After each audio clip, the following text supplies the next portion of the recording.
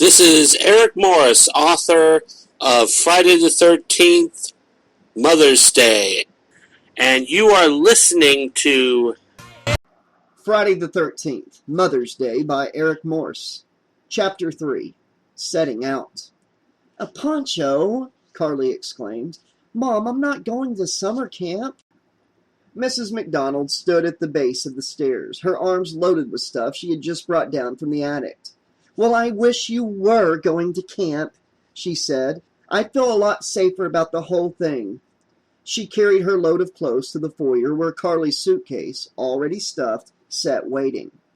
"Mom," Carly said, "I'm going away for 2 nights. That's it, 2 nights." "Well, it's good to be prepared," Mrs. McDonald grunted as she kneeled down and started stuffing a second canvas carryall. Carly found herself looking down at the top of her mother's head. Mrs. McDonald had dyed blonde hair, a recent experiment she'd been egged on by Carly, and totally gray roots. Carly felt a knife twist of pity. Her mother was getting older. Carly glanced at her pink and black Swatch watch. 4:30. The latest word from Boone was that Paul Sexton, and his roommate, Albert somebody or other, were going to pick her up and drive her over to Kyle's. They'd all leave from there. How Boone had gotten permission from her mother, she had no idea. She was afraid to ask, for fear Mrs. McDonald would change her mind. "Don't forget to call when you get there," Mrs. McDonald said, struggling with the suitcase zipper. "Mom," Carly said, "we're just going camping, and there's probably not any phones in the trees." "Very funny," Mrs. McDonald gave her a limp half-smile. "Mom, I'll be fine." "I just pray you're right." Carly sighed. A car honked. She turned fast. Through the front door's lace curtains, she could see a red Porsche convertible idling in front. Her heartbeat increased instantly. "Okay, Mom," she said, trying to cover up how happy she was to be leaving. "I gotta go." "Let me get you some fruit, and I've got egg salad, and Carly hugged her mother, partly as a way of cutting her off, and kissed her cheek. Her mother hugged her back hard. "I've gotta go," Carly said gently. She could have predicted her mother's last words. They were the words she used even when Carly went no further than the movies. "Be careful," Mrs. McDonald said. Carly felt like a true dork going down the walk carrying 2 big bags, like she was going on a month's trip or something. A tall, rugged blonde guy with soft, silky hair jumped out of the driver's side of the car and hurried to take her bags from her. "Carly, right?" Tongue-tied, she nodded dumbly. She knew her mother was watching from the window, which made her feel even more embarrassed. "I'm Paul Sexton," said the incredibly handsome teenager, as if she didn't know who he was, as if anyone didn't know. He hefted the bags easily as they walked towards the car. "You like to travel light, huh?" he joked. For the first time, she noticed a large, bespectacled face ogling her from the rear window of the Porsche. Her first impression was that Paul had a huge poodle in the back seat. "Carly," Paul said as they got in, "this is Albert Harris. Albert Carly. Carly Albert. Albert Carly. Carly Albert." Carly found herself giggling like this was the world's funniest joke. Albert was a chubby guy. The word fat came instantly to mind, with curly black hair and a nervous stare. He stuck his hand in between the leather bucket seats. His hand was flabby and clammy. "Great to meet you," he gushed. He didn't let go of her hand. Do you like movies? Have you seen Jurassic Park the whole weekend?" "Ease up, big fella." Carly giggled again, only this time she regretted it immediately, because she could see how hurt Albert was. Then Paul grinned at her and everything else went out of her mind. It was a knowing grin, like the two of them shared some big secret. He flicked on the radio and Mariah Carey started belting out a hot love song that pulsed through the small car. Sex is already in the air, thought Carly, with a tense thrill. Mariah was just saying it all out loud.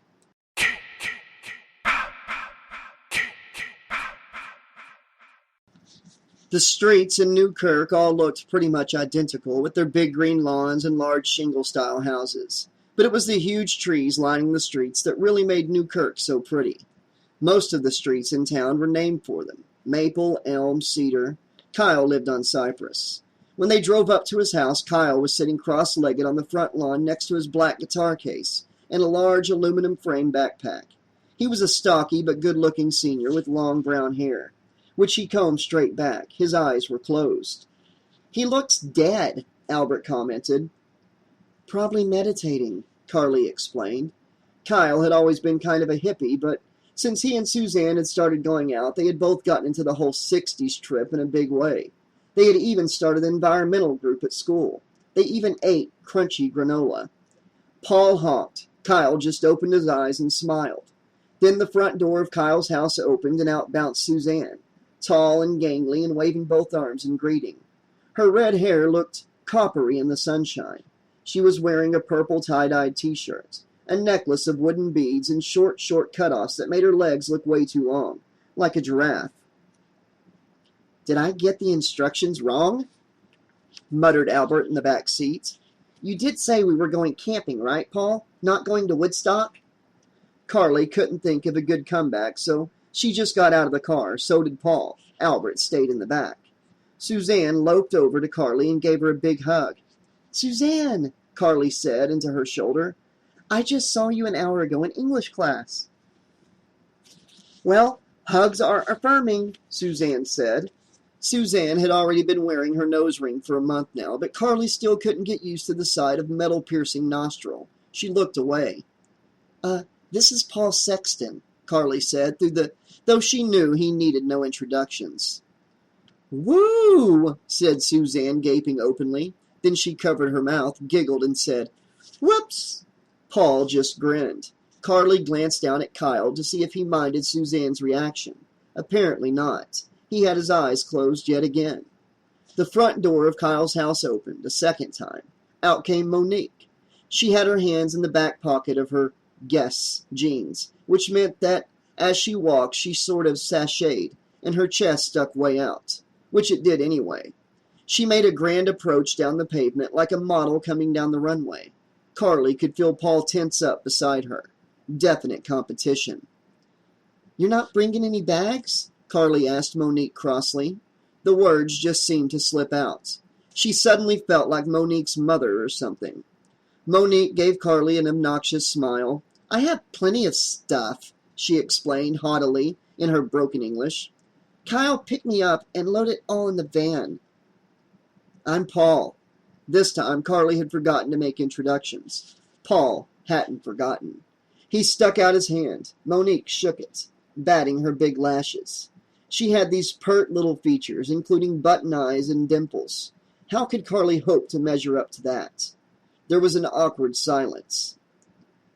"Well, looks like we're all here," said Suzanne finally.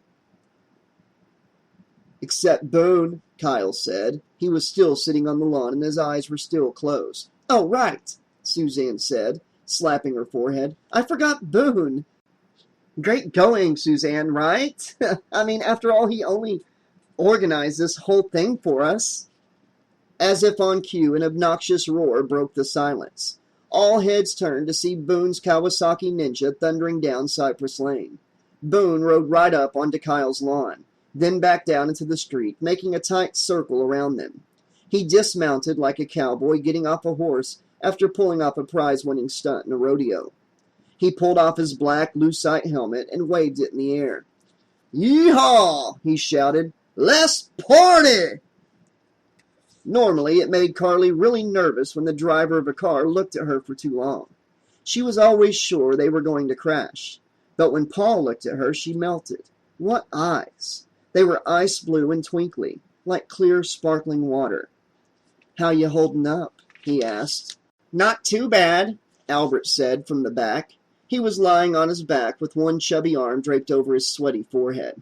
"You know," he said, "I think I'm not going to be carsick for once." "I wasn't talking to you, dweeb head," called Paul. "I was talking to Carly here." They'd already been on the road almost 2 hours. They had left Newkirk far behind. Now they were on a narrow 2-lane blacktop, Route 107. They sure made a strange caravan, thought Carly. Boone and Monique were leading the way on Boone's huge motorcycle. Paul's sleek red car came second, and in last place was this old beat-up Volkswagen van with psychedelic graffiti spray-painted all over it, Kyle and Suzanne. Paul reached down to shift gears, which meant that in the cramped convertible, he practically put his hand on Carly's bare left knee. "Sorry," he told her, flashing that sexy grin of his. No problem," Carly said. The truth was, she wouldn't mind if he tried to shift her knee into gear. She could feel herself making goo-goo eyes at him like a puppy. Easy, Carly, she warned herself. If she kept going at this rate, by Sunday she'd be lying at his feet. Paul was driving with the top down. The stiff breeze felt good against Carly's skin, but even with her seatbelt on, she felt like she might blow right out of the car. "Paul?" Albert said loudly, calling over the wind. "What?" "Am I going to be able to get a payphone on Sunday?" Paul sighed and turned to Carly. "Albert's worried that he won't be able to call his mom for Mother's Day," he explained. "He's been bugging me about it for 2 days." "Oh, that's sweet," Carly called, smiling back at Albert. Albert grinned briefly, then frowned again. "Just promise me that I'm going to be able to get to a payphone." "Yes, Albert," Paul said. "For the millionth time, yes. I mean, where do you think we're going anyway? The jungle? This is Crystal Lake, man. That's part of New England, just like your hometown of Providence." Albert sat up and looked out the window. "Providence doesn't have woods on either side of the road," he whined. "Providence isn't filled with poison ivy and wild bears." "Albert's not what you'd call the outdoorsy type," Paul explained to Carly. "He's more of what you might call a wuss. He doesn't even know how to drive." Carly smiled at Albert again. "I've got the same problem," she said. "I mean, I got my license and everything, but my mom always gets so worried when I went out driving someplace that I just stopped driving. And now I'm out of practice and too scared to try." Albert stuck out his hand. "Join the club, Cowards Anonymous." She shook his hand and laughed. Albert was really growing on her. His hand was still clammy, though. "Are you scared of water?" Albert asked. "What?" He cupped his hand to his mouth. "Are you scared of water?" "Petrified." "Skin cancer?" "I have nightmares every night." "Wow," said Albert. "We're soulmates." When Carly turned back in her seat, Paul's handsome, rugged features were tensed up in a frown. Could it be that he minded when she talked to Albert? The possibility excited her so much that now her own hands started feeling clammy. Then Albert called weakly. "Paul?" "What?" "On second thought, I think I am going to be sick. Next rest stop, you see. Could we pull over?" Carly pointed up ahead. "Looks like Boone read your mind, Albert. He's turning in." She stuck her hand through the open roof to signal Kyle and Suzanne. Of course, it would be kind of hard for them to miss that they were turning, since they were the only cars on the road. Then again, those two were so laid back, Carly figured she should send up flares. Paul slowed down and turned onto a dirt road leading from the highway, and Carly got her first glimpse of the rest stop. Some rest stop. 2 ancient-looking pumps, a little gray shack, and a weather-beaten sign, Ned's Gas. The place looked totally deserted, but at least there was a payphone. Carly felt in her pocket for change. She could call her mom after all. And then maybe, just maybe, she could convince her mother that there was no need to worry.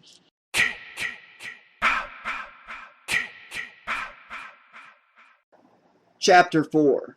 Worrying. 7 miles from Ned's Gas, outside a small cottage set back in the woods, a woman in a faded red house dress was unpinning a batch of stiff, wind-dried clothes from her clothesline. Then she heard the car. She turned to watch her husband's beat-up blue Land Rover power up the sandy drive. Her husband waved and smiled broadly as he got out. The woman felt her stomach flutter with tension. She knew that smile. It was the smile her husband used when he wanted to put her at ease, and it only served to worry her more. "What's wrong?" she asked as the large, heavy-set man walked toward her. He kept smiling. "You read me too well, you know that?" She wasn't delayed by his compliment. "What is it? What happened?" "Oh, it's probably nothing," he said in a tone that said it was definitely something. "In fact, I'm sure it's nothing." The man took off his red and blue New England Patriots cap and scratched his mostly bald head. The woman waited. "It's just, well, I've been trying to reach Joe Travers this past couple days, he said. No luck. Oh, the woman said, visibly relieved. Well, you know Joe, he goes off on those jaunts of his, poaching up a storm. Her husband didn't look convinced, but he nodded. I mean, she said, Joe can take care of himself if anyone can. Why, the worst thing that ever happened to Joe Travers was losing that finger, and that was his own trap. I know, her husband said. But there's more. I just went by his cabin. There was a Mother's Day card Joe had made lying on the kitchen table. Well, what's wrong with that? Asked the woman, smiling in surprise. Her husband looked back at her blankly.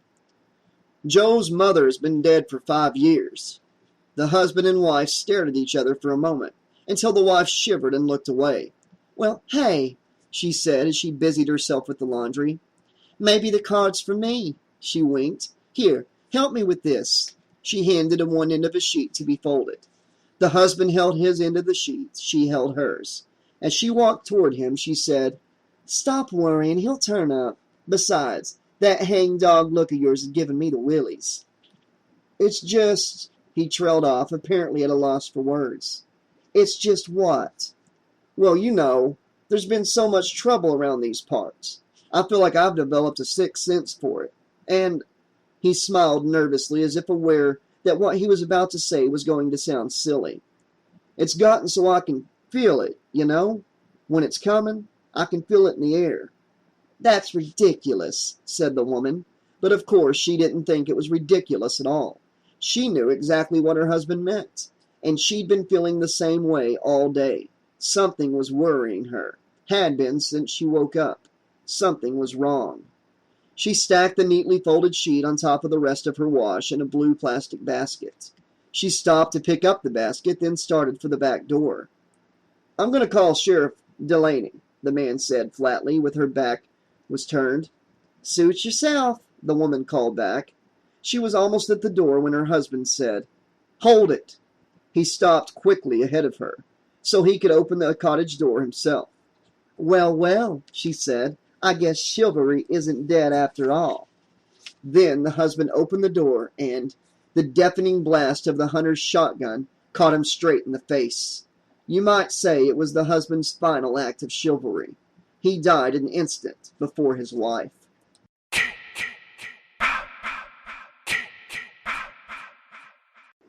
Chapter 5. Ned's Gas.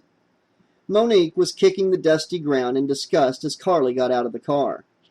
Boone, you call this a gas station? She complained loudly. Boone was rapping on the shack door. What you doing? Monique demanded. There is no one there, I'm telling you. This whole place is desert. Deserted, Boone corrected her with an easy grin. Hey, he waved at Carly and Paul. Carly waved back. Then she dropped her head back and took a deep breath. It was amazing. The air smelled so clean and fresh, it almost stung her lungs. Slowly and without difficulty, Albert was squeezing his large body out of the small car. He was clutching his big stomach with one hand. He had loosened his belt. Wow, he said.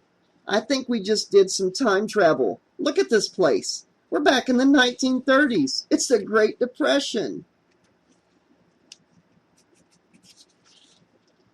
Hey, Boone suddenly yelled. He started running toward the road and waving his arms. Hey, Kyle!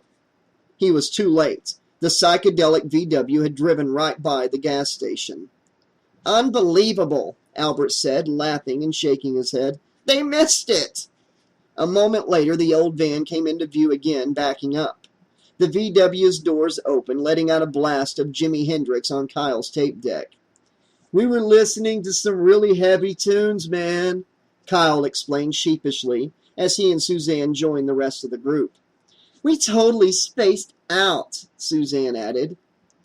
Gee, Boone said, what a shocker. Paul then asked, so what's the story? Are we lost? We're fine, Boone said. In fact, we could walk to the campsite from here. Monique just wanted us to stop so she could use the John.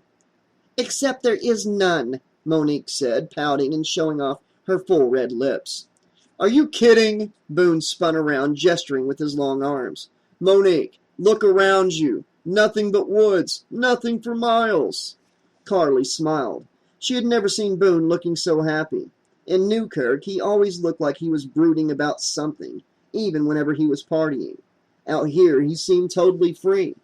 I'm serious, he went on. We're in the wilds now. You can go to the bathroom anywhere you like. Go ahead. We won't peek. Boone's right, Kyle said thoughtfully. I mean, after all, what are we really? We're just part of nature, right? Part of the food chain. That's comforting, said Albert. Monique was jabbing Boone in the ribs. You are disgusting, she told him. Listen, Albert told Boone.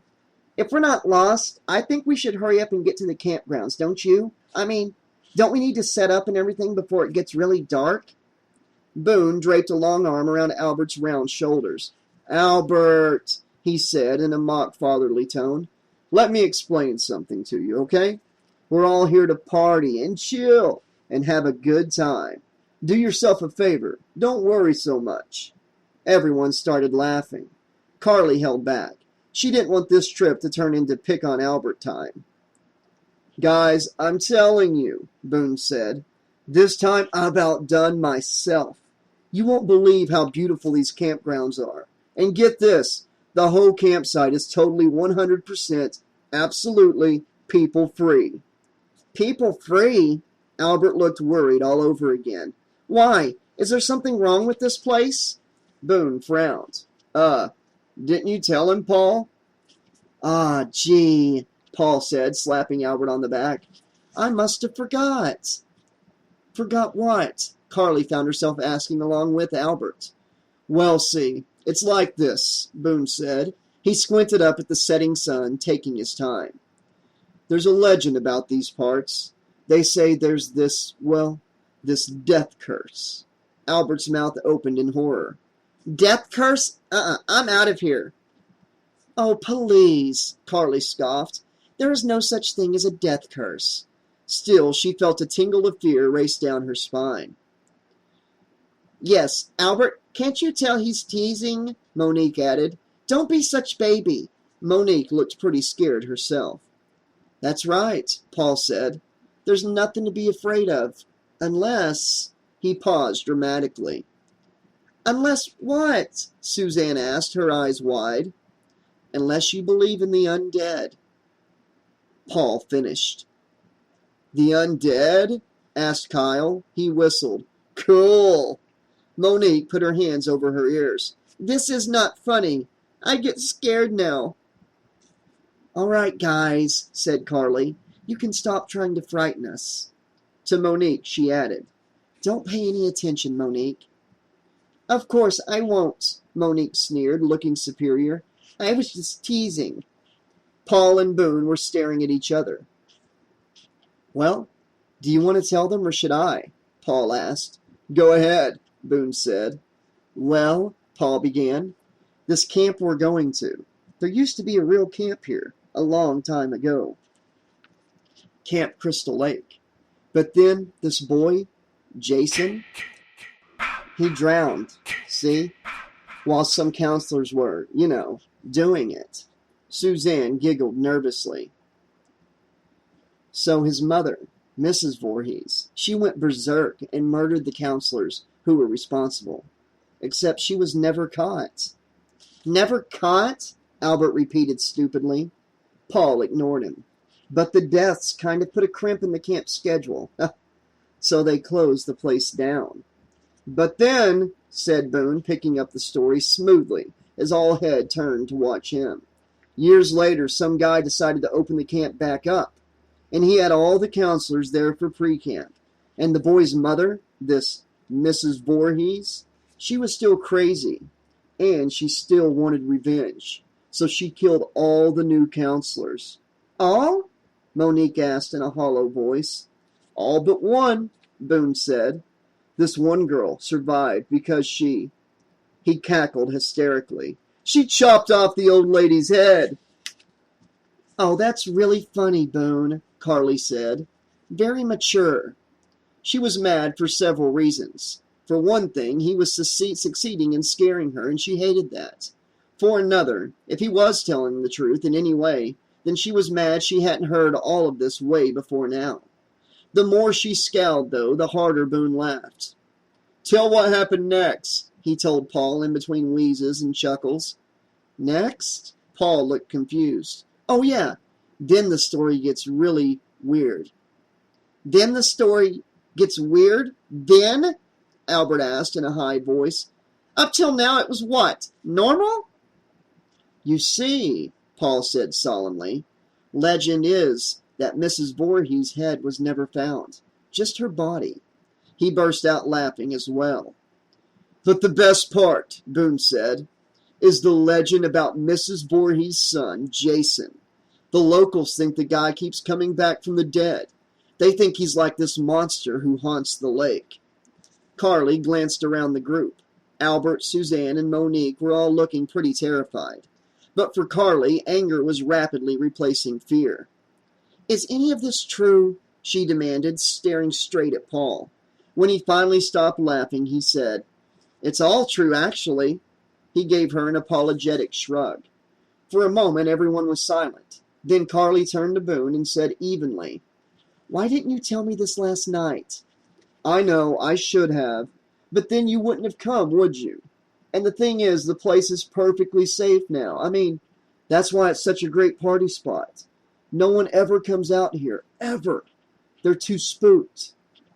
"And all this happened years ago, guys," Paul added. So much for trusting Boone, thought Carly. She sighed. Well, there was no going back now. She would have to make the best of it. And then something happened that took the sting right out of the whole situation. Paul put his arm around her waist. "Don't worry," he said. "I wouldn't be here if I didn't think it was safe. And if anything happens, I'll protect you." The feel of his hand pressing through her shirt was electric. Monique started punching Boone's arm. "I kill you," she said.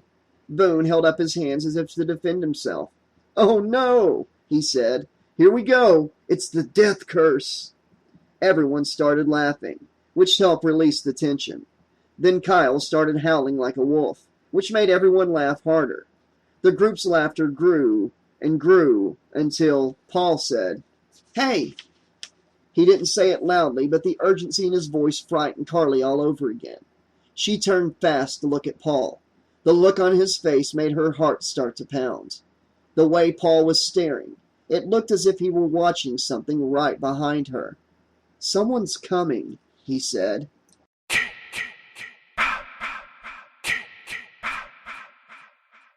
Okay, this has been chapters 3, 4, and 5 of Friday the 13th, Mother's Day. First off, I want to say a big thank you to Eric Morse himself, William Pattison, for doing the shout out at the beginning of the video. Thank you so much for recording that and being a part of this. I hope that this audiobook, I hope I can do it justice. You did a very good job writing these books, and we all appreciate the hard work you put into them and making them a forever part of the Friday the 13th franchise. As far as tonight's chapters goes, I'm really enjoying this story so far. I'm curious who the heck shot the couple. I don't remember that part from whenever I read these books as a kid, but I guess we'll find out whenever I come back soon with some more of Friday the 13th, Mother's Day. Let me know in the comments section what you guys thought. Won't you guys give a big thank you and hello to Eric Morris himself, William Pattison. And until next time, this has been your friendly neighborhood 80s slasher librarian saying, thanks for listening, and... It's got a death curse!